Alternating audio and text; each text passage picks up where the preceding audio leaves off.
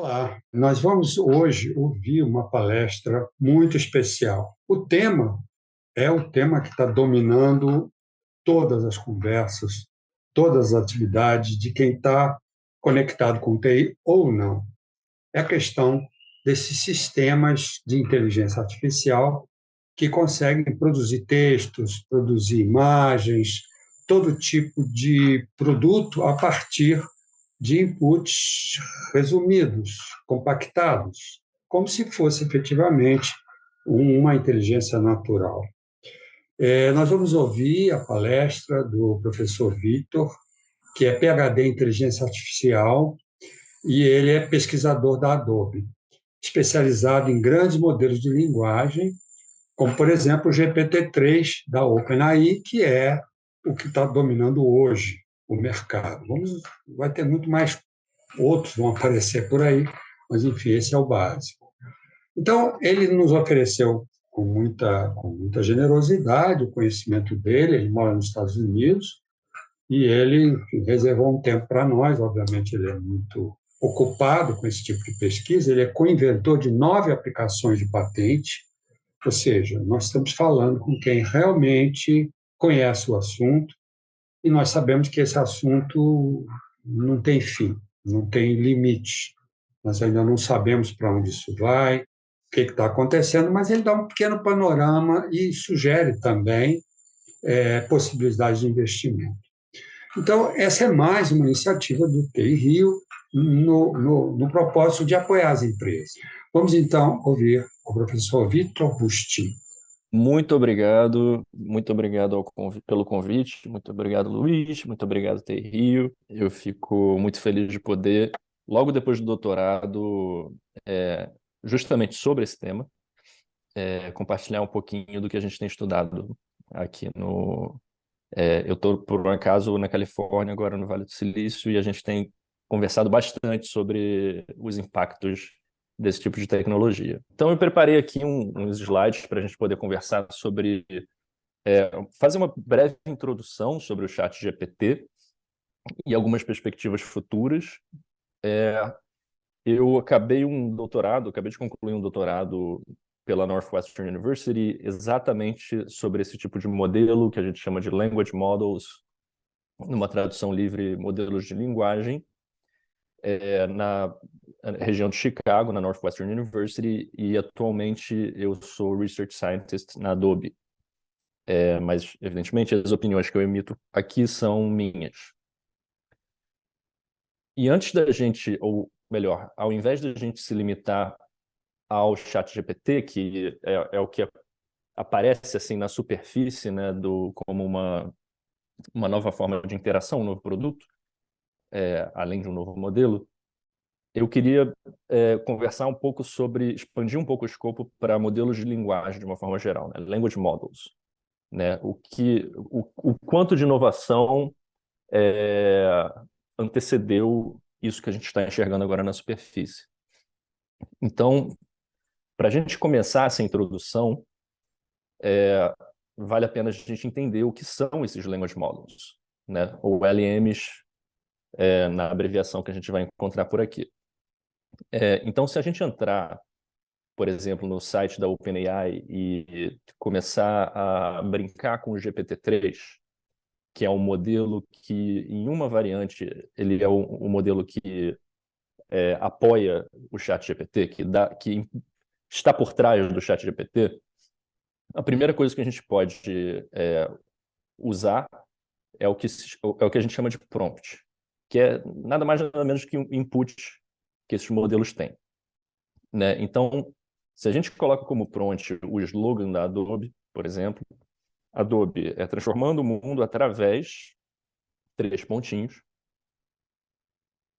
a gente consegue receber como completion, né?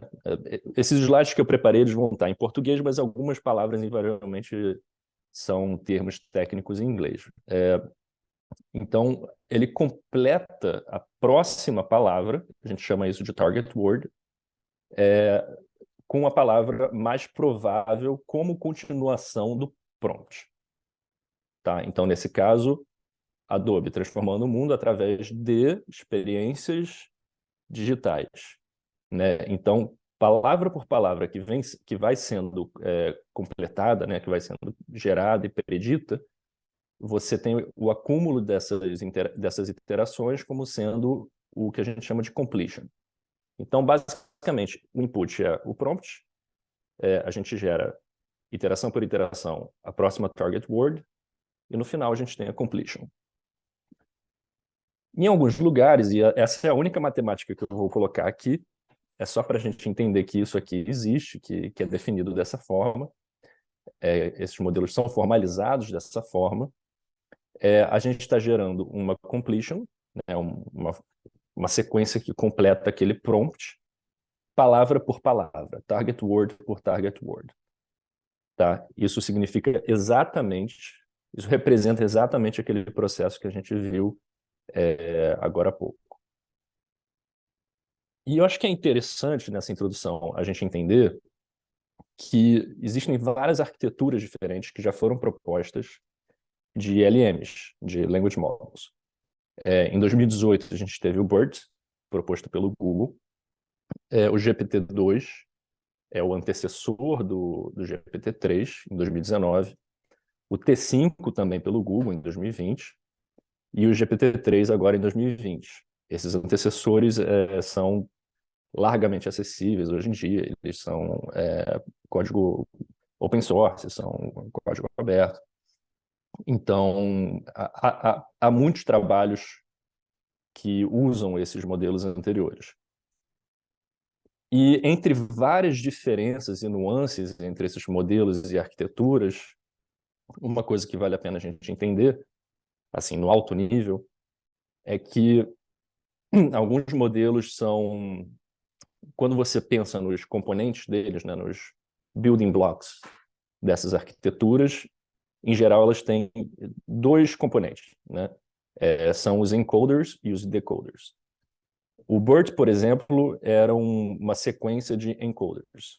O GPT-2, uma sequência de decoders. O T5, uma mistura de encoders com decoders. E o GPT-3, uma sequência de decoders. Como muito parecido em arquitetura com o GPT-2, apesar de ser uma escala totalmente diferente. E a diferença que vale a pena a gente entender aqui é que quando a gente fala de encoders, essas arquiteturas são mais ajustadas para tarefas de compreensão de linguagem natural, que a gente chama de NLU, Natural Language Understanding. Então, você tem um conjunto de entrada, um texto, e você está querendo classificar esse texto, por exemplo, entre um conjunto de classes, de categorias, que te permite depois, numa aplicação seguinte, especializar alguma ação, responder de alguma forma. E os decoders, eles são componentes mais ajustados para a ideia de você gerar a linguagem natural. Né? É a tarefa de Natural Language Generation. São as tarefas que pertencem a essa família de Natural Language Generation. Então, onde você encontrar aqui encoders, vocês podem pensar em Natural Language Understanding. Onde vocês encontrarem decoders, em tese, a gente pode pensar em Natural Language Generation, apesar de que a escala passou a mudar um pouco a natureza desses modelos. Então, o GPT-3 é muito mais poderoso e consegue, com uma arquitetura tipicamente feita para NLG, para Natural Language Generation, tem várias camadas de compreensão sem precedentes.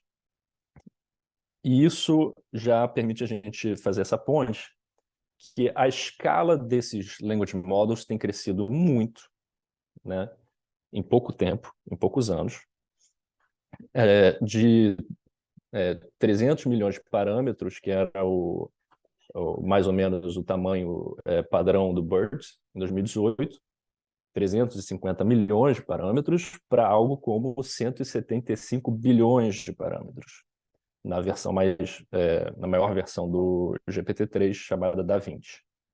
E existem modelos maiores, de 540 bilhões de parâmetros, ainda não lançados, ainda não disponibilizados, nem através de APIs, né, como é o caso da OpenAI.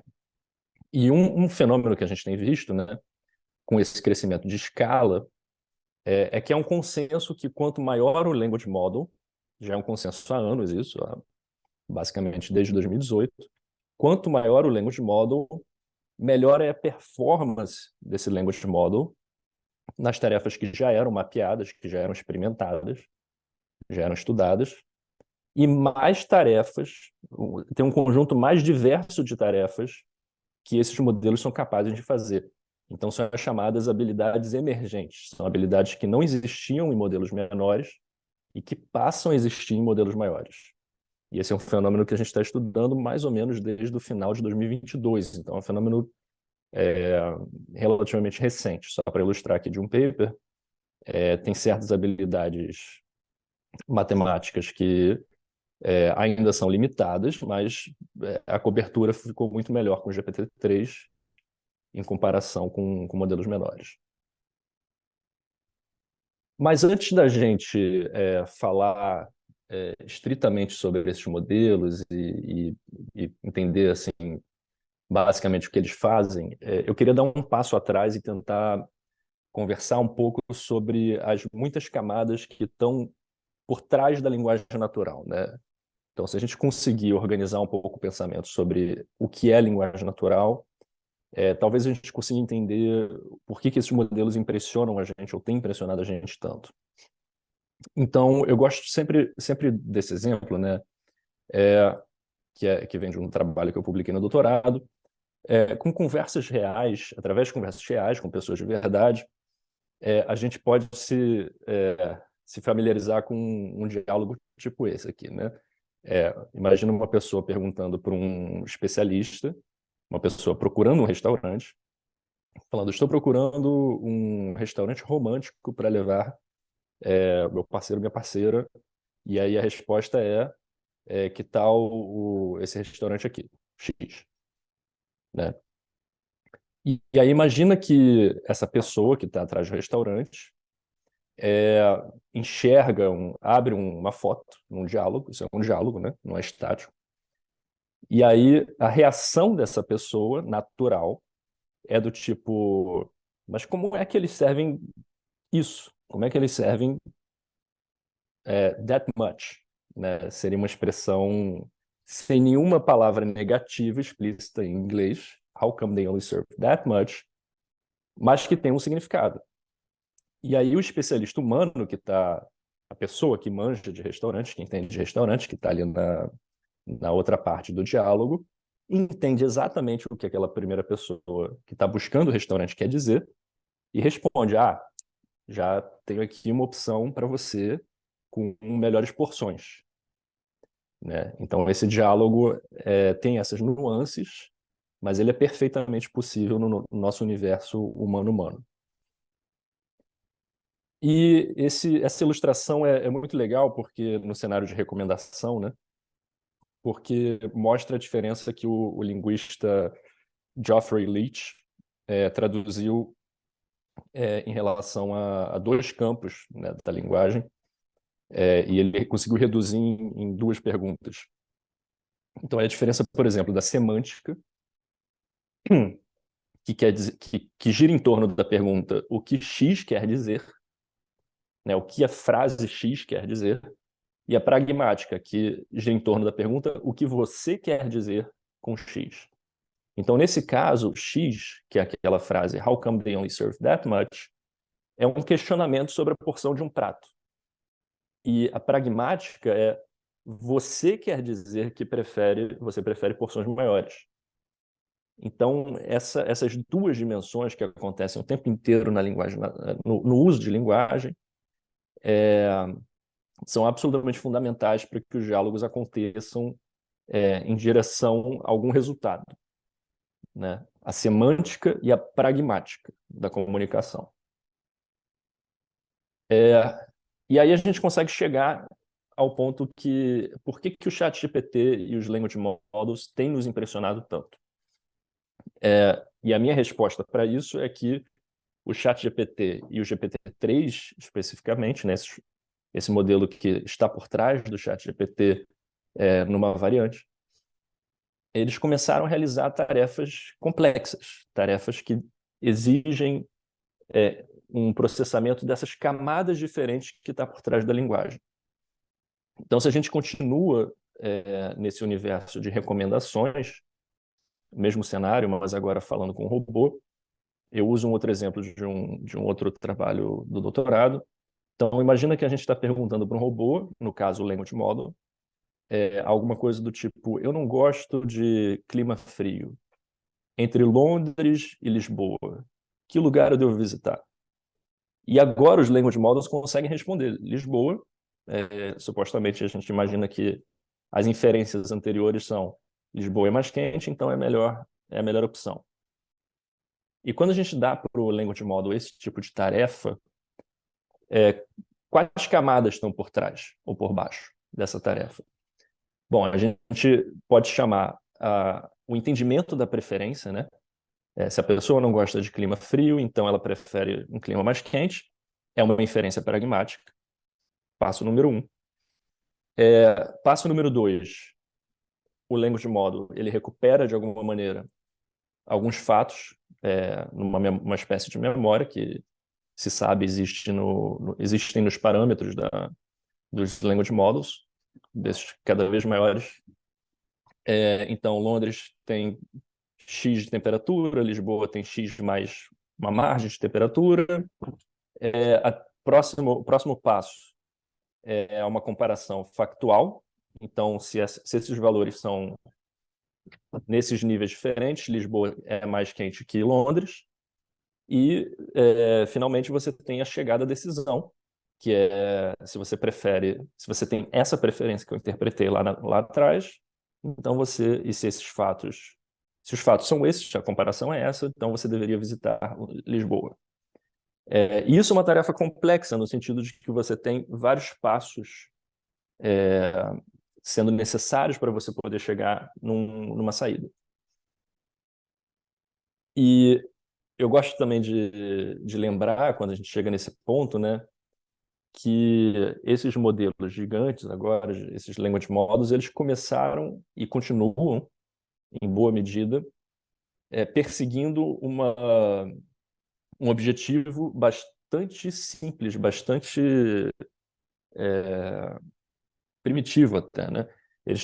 É um problema autossupervisionado, que a gente chama. Então, eles estão ali sempre tentando completar a próxima palavra, né? Então, essa tirinha aqui acaba traduzindo como eles funcionam ou vinham funcionando, né? Então, se você tem um prompt do tipo: oh my God, oh meu Deus, o vulcão está e aí as pessoas lendo falam erudito, e a brincadeira é justamente que o modelo ele aprende através desse tipo de correção de rumo sobre um conjunto de dados muito grande que vem da internet. Então, como que a gente se impressiona com algo que foi treinado de forma tão primitiva, né? E aí eu gosto de fazer essa pequena linha do tempo dos últimos poucos anos, mas onde muita coisa mudou, né? Então, imagina, né, que a gente está perseguindo a próxima palavra. Lá atrás a gente tinha o GPT-2, e se a gente lembrar da reação que o GPT-2 causou, o GPT-2 era capaz de copiar o estilo superficial de textos reais. Ele produzia como modelo coisas muito... parecia um estilo fluente, mas não tinha muito pé e cabeça, né? Mas parecia que era escrito por um ser humano. E naquela época teve notícia, em fevereiro de 2019, da OpenAI mesmo, a OpenAI, dizendo que o GPT-2 era muito bom para ser disponibilizado publicamente, que era muito perigoso, né? E faz sentido, se você está perseguindo esse objetivo de predizer a próxima palavra, você imita o estilo muito bem, é uma das primeiras habilidades que você adquire. Mais ou menos no mesmo tempo, a gente teve o BERT, do Google, sendo capaz de capturar semântica, muito em função da arquitetura do BERT. lembrando que o BERT era adaptado a NLU, Natural Language Understanding. E aí, a reação ao BERT foi que muitas tarefas inteligentes, né, que são ligadas por exemplo, testes, exames que são exames de escola, coisas que são tipicamente da inteligência humana, o BERT era capaz de resolver, justamente porque ele tinha um mapa da semântica, ele capturava muito bem a semântica expressa nesse corpus, nesse conjunto de textos da internet, né? O que X significa, essencialmente. E a minha teoria sobre por que esses modelos mais recentes, né, o ChatGPT e o GPT-3, têm impressionado tanto a gente, para além do estilo, para além da semântica, é que as técnicas que estão por trás desses modelos novos têm muito mais a ver com a pragmática da linguagem, né? O que X tem a ver, o que você quer dizer com X, né? A gente teve dois métodos por trás desses modelos. No caso, o primeiro método é Instruction Fine-Tuning, que gerou um modelo chamado InstructGPT, que está por trás do ChatGPT, que era uma versão desses modelos com uma descrição mais detalhada das tarefas, né? O que aquela tarefa quer dizer, o que você está querendo realizar com aquele prompt e completion, né? Isso é uma sumarização. Isso é um Q&A, é uma pergunta e resposta. Então, tinha um contexto da função daquela comunicação muito mais explícito para o modelo, né? Isso não deixa de ser uma forma de você trazer a pragmática para o modelo. E uma outra técnica, né, um outro método que está por trás do ChatGPT especificamente, é o que o pessoal chama de Reinforcement Learning com Human Feedback, ou preferências humanas, with Human Preferences, que é você colocar alguns anotadores, um monte de anotadores, para refinar esses modelos e também, de certa forma, para poder expressar para a máquina a pragmática daquelas tarefas, né? Então, o modelo vai te retornar um monte de coisa e os anotadores estão falando por que aquilo é útil para aquele contexto, né? Então, você está indo da predição da próxima palavra, que é esse processo assim,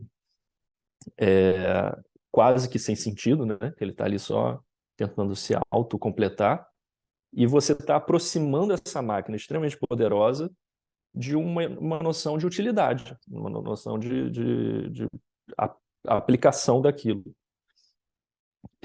E através desses dois processos de treinamento, você está incorporando capacidade de entender estilo, capacidade de entender semântica e, por fim, capacidade de entender a pragmática da linguagem natural. E subindo ainda nessa pirâmide aí de competências e habilidades e capacidades, hoje, para a gente ser muito realista e entender quais são as perspectivas futuras, para onde essa tecnologia cresce, ela ainda tem, pela natureza dela, pela forma como ela é treinada, ela tem limitações consideráveis que dizem respeito a raciocínio, ao que a gente chama de reasoning, né? E são vários tipos de reasoning que não estão contemplados pela estrutura de treinamento dessas máquinas, desses modelos. Então, por exemplo, muita gente que usou o ChatGPT, que brincou com o ChatGPT, já deve ter entendido que esses modelos são relativamente fracos com a questão numérica. Eles não têm uma estrutura de raciocínio numérico, né? O número, para esses modelos, ele é tratado como se fosse uma palavra, como outra qualquer. E como esses modelos eles enxergam muitos dados, eles acabam tendo alguma capacidade numérica com algoritmos que acontecem muito, tipo um dígito, 2 dígitos, 3 dígitos, até 4 dígitos.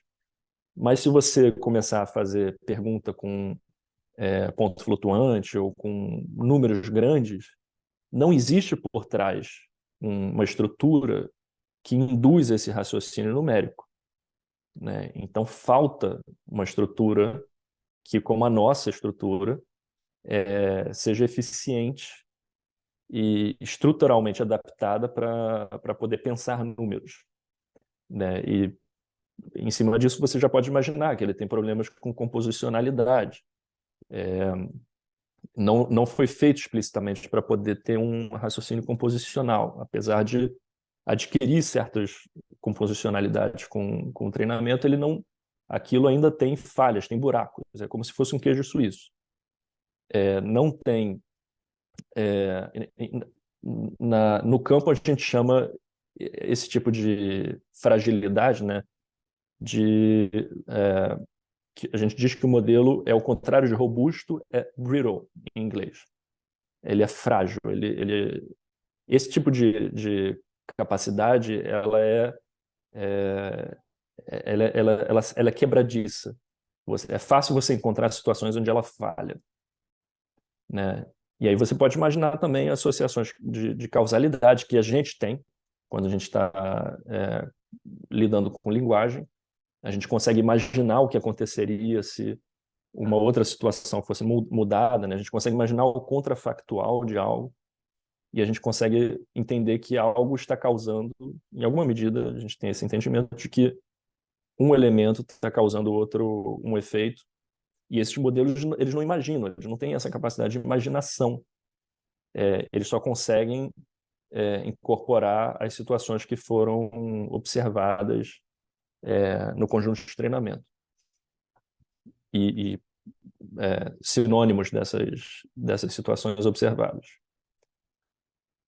E eu eu acho interessante também, né, para a gente poder sempre dar um canal aí para quem está interessado em aprofundar e para a parte prática e implementar coisas. Eu trouxe um material em inglês, infelizmente é onde você realmente não dá para fugir desses materiais em inglês para você conseguir entender esses conceitos que estão ali na fronteira, mas tem alguns guias muito interessantes de uns conceitos fundamentais, mais técnicos, que estão por trás desses modelos, além do que eu expliquei aqui, além do que eu pude cobrir aqui.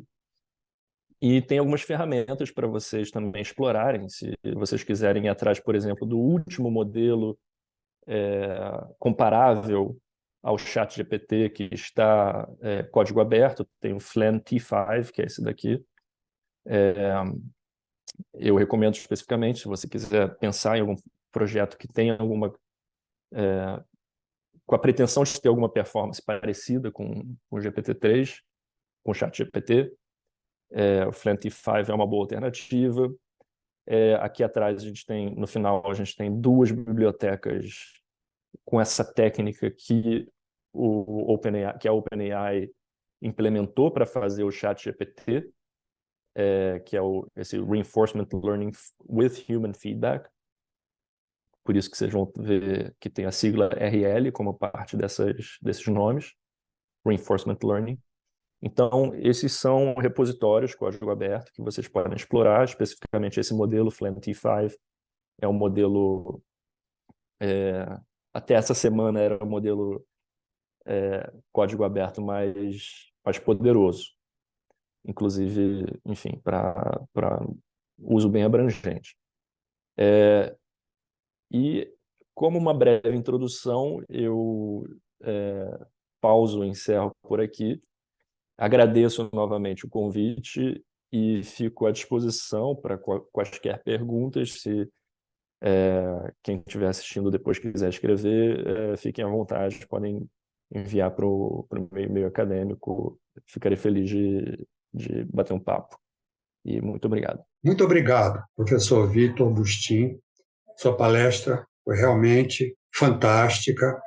Nós somos muito gratos. Você está oferecendo algo que ninguém vai encontrar facilmente em outro lugar.